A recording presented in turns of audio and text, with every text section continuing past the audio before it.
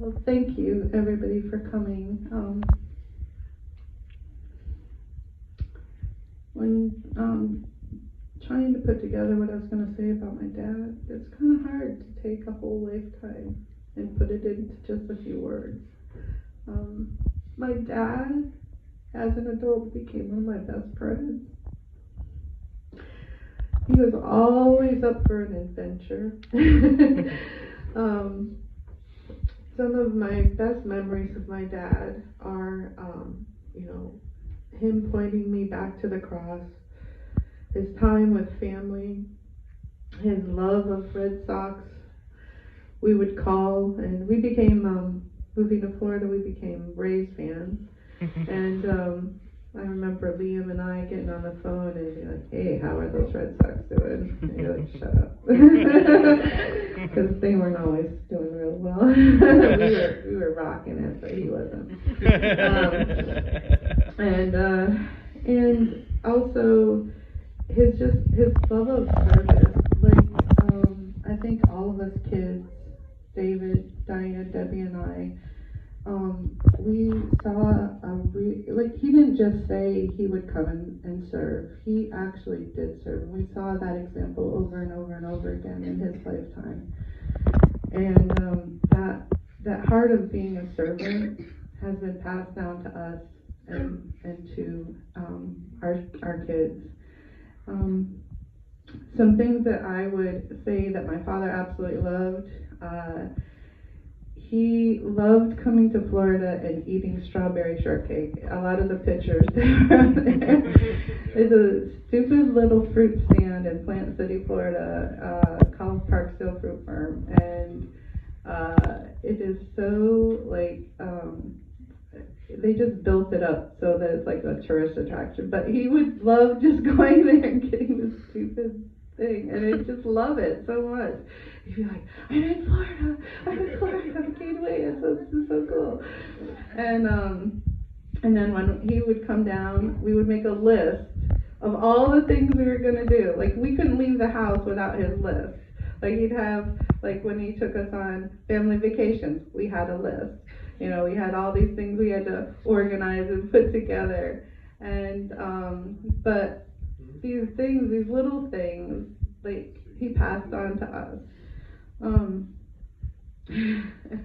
And then I just love the heart of my dad. My dad's heart, we would be sitting there in a baseball game and watching it at home, or something patriotic would come on, and they'd start playing the national anthem, and the next thing I know, tears are just running down my dad's face, and I'd look over at him, and he's like, I just love this country. I just love the freedom. It was so, it's so my dad, and I just love his heart. You can see in the pictures that they showed earlier, like, he just has had this infectious smile. He loved his family. He loved his sister. He loved spending time with his grandchildren and his great-grandchildren. I mean, that, for him, was more important than any money you could put on anything. And I hope that, as, we were reminded recently by one of our younger or more adult grandchildren, we are the next generation. David, Jody, David, and I, we are the Patreons, the matriarchs of the family. And which seems a little odd because we're not that old, but to us anyways, we think we're still young. But I hope we pass on this understanding that, Jesus loves you. He has a plan. He has a plan for your life. He formed you in his hand. And I hope that, if nothing else, you leave today knowing that your grandfather absolutely adored you. He loved every stinking one of you, and that he wanted you to prosper and to be a big part of your community, and just love those around you and love your children well. And I hope that you take that away from today. And yeah, that's I guess what I wanted to say in a nutshell. One thing that really stands out about Roger is how much he loved and cared for his family, particularly his children. The first day I met him, first two questions out of his mouth are, what do you do for a living and how much do you make? And that's Roger. But he had such a generosity of spirit, the love that he had for his family, that there's nothing he wouldn't do for them. And he is so much a part of my life that, you know, he gave me my soulmate.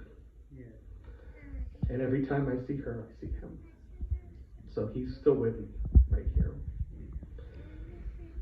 You know, it's often, you know, a joke that when you get married, there's always this antagonism with the in-laws, but that wasn't our case. You know, our families became one family. It wasn't just, you know, accepting me into his family, but it was his family accepting my family. You know, that my parents took Donna and Jody and David and Diane and Debbie as part of our family, and the same, likewise.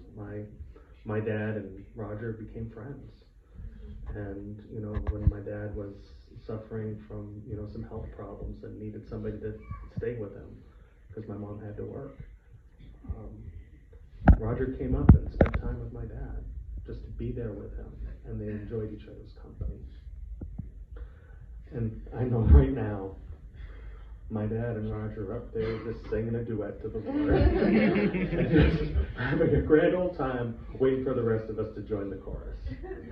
So I miss him, I always will, but I know that because of the impact that he had in all of our lives, he's still with us.